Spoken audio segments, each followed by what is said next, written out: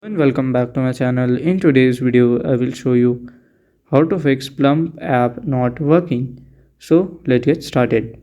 So here I can see the Plum app, so I will just open it here, PalmPay. Okay, so if it's not working for you, then you have to solve it.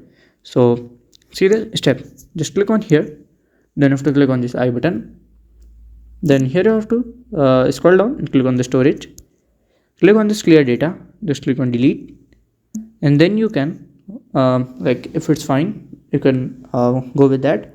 If it's not working now also, then you have to check for the update.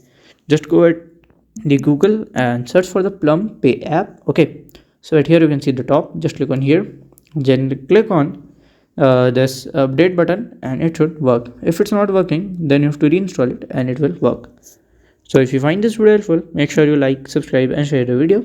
Thank you for watching.